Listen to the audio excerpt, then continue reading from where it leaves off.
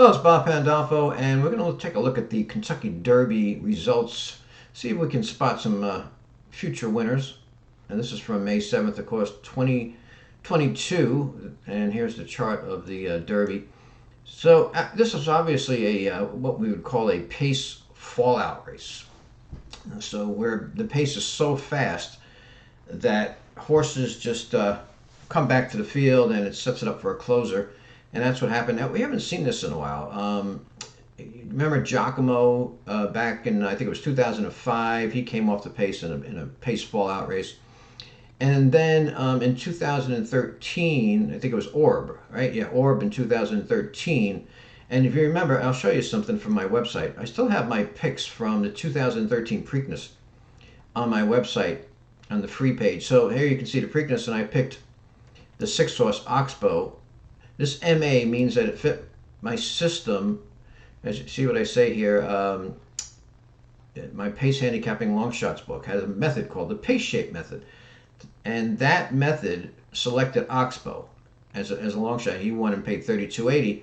You can see I say Oxbow was close to the wicked pace in the Kentucky Derby. Actually took the lead briefly and finished sixth. The only horse in the race that was close to the pace and didn't finish up the track. This one fits one of my best long shot angles, an angle that's explained in my pace handicapping long shot book.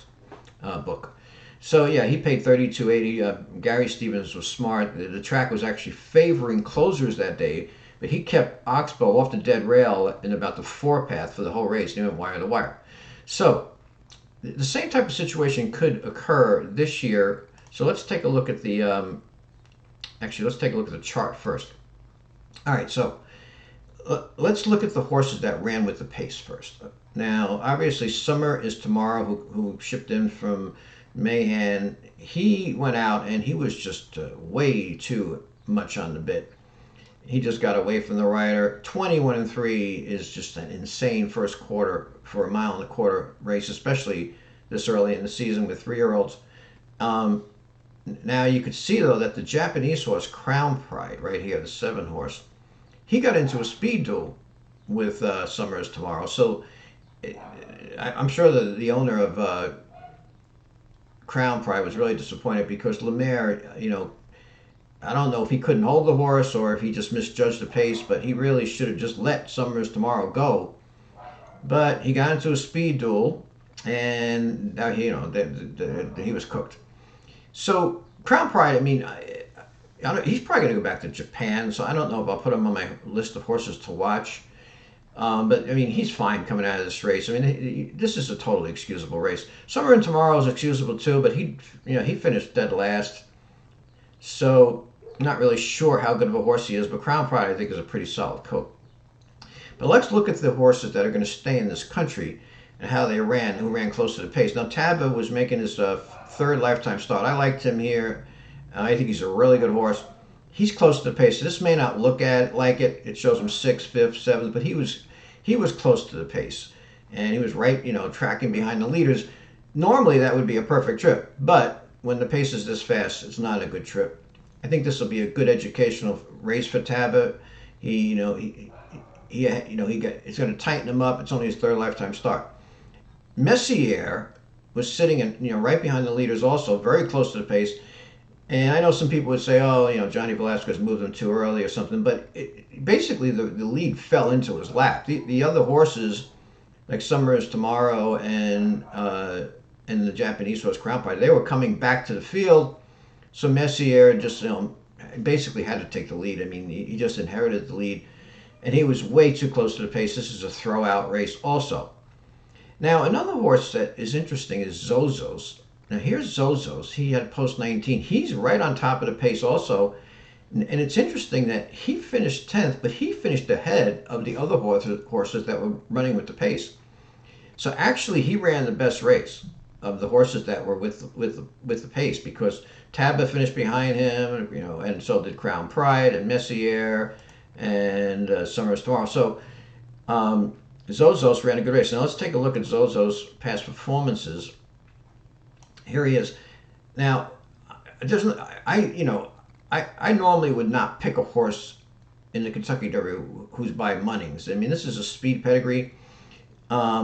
But he raced pretty good at a mile and 3/16, and you could see that he's improved in his first three starts. This horse, he might.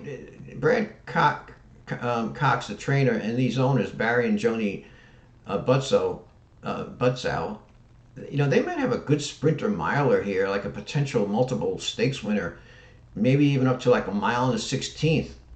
We'll see where they place him. I would not. I would not go into the Preakness with this horse if I owned him. I'd be looking for spots that would suit his speed pedigree and his speed better than these classic distance races. But this horse could be a really nice sprinter miler because he's done everything right. He won his first two starts, and then he raced really well in the Louisiana Derby.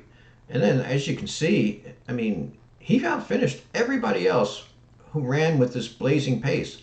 So this was a pretty good effort by Zozos. He's definitely going on my list of horses to watch. I'm actually going to put Zozos, Tavia, and Messi are all on my list of horses to watch. But Zozos, I'm going to keep an eye on that horse.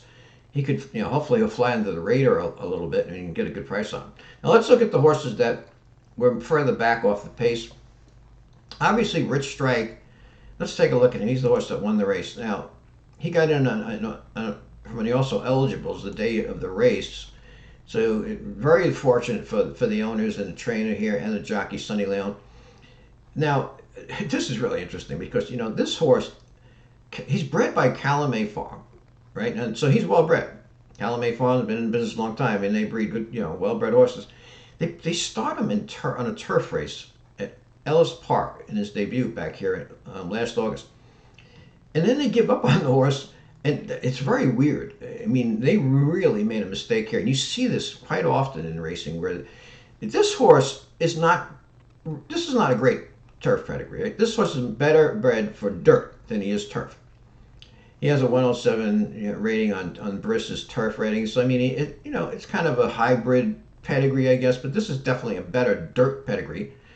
And you see this so many times where people will give up on a horse too soon. They start him on turf, and then they should have put him in one race on dirt just to see, but they drop him in for a tag instead of putting him in a main special weight. And look, he wins by 17 lengths. They had to be crying after this. He gets claimed. For sure they didn't think this horse was that good. They had to be shocked when he pulled away in the stretch to win by 17 lengths. Big mistake. That's just bad. A bad move on their part. A horse with a dirt pedigree, especially. So, even if this horse didn't win the Kentucky Derby, this was a bargain claim because you can see that he finished third in a stakes race. He finished third in a Grade 3. And so he's running. After this first race, he ran all the stakes races. Now, could I have had this horse in the Kentucky Derby?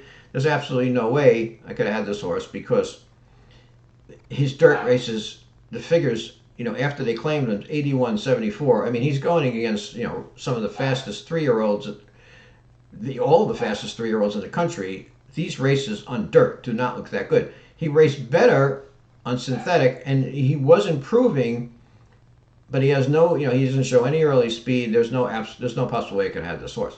So how did he win? Well, he got a great trip. He's far back, which is where you wanted to be. And then Sonny Leon, the jockey, who's a fine jockey, been hot the last couple of years, he managed to get him to the inside at the right time, so he saved ground, and he was able to kick these horses. And, Epicenter, I think what hurt him is he was a little closer to the pace, so when he took the lead, he ran out of steam. The horse that really has no excuse here probably is Zandon. And I know the trainers of Epicenter and Zandon were both disappointed. And Steve Asmussen's 0 for 24 now in the Kentucky Derby. He trained Epicenter. He thought he had this race. The pace collapses in front of him. His horse takes the lead, and he should have put this field away. He didn't. He wasn't good enough. And Epicenter had a pretty good foundation, I think, coming into this race, right? Let's see. Epicenter. Let's go back to the 3-horse here. Yeah, see, he had 6 races, and he had 3 races this year, plus a race in December. He had the foundation, so that's no excuse. Now, if you look at Zandon, it's possible he can move forward off this race. He only had 4 races. He didn't have as good a foundation. He only had 2 races this year. So maybe Zandon, could move forward, but I mean, Zandon was pretty disappointing here. I mean, and I know, a lot of people said, "Oh, Epicenter raced well, Zandon raced well." Not really. I mean, Zandon actually should have won this race. He's tracking Epicenter. He's right where you want to be. Pratt had him in a perfect spot far back, and he just, he had dead aim and he had no excuse. He just had no excuse.